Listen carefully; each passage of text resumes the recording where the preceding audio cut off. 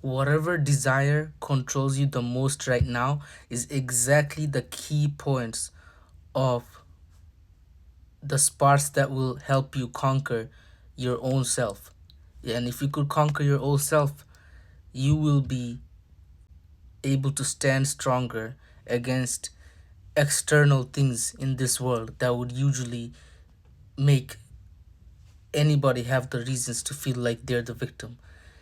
But if you could conquer your own desires, those same things that would usually make someone feel like everything's out to get me, it's all happening against me, you won't feel that way towards those because you know you at least you conquered yourself. If you could conquer yourself, those things won't matter because you know you will make it out the other side no matter what because you could at least keep yourself in control of yourself and you're not a slave to your own desires.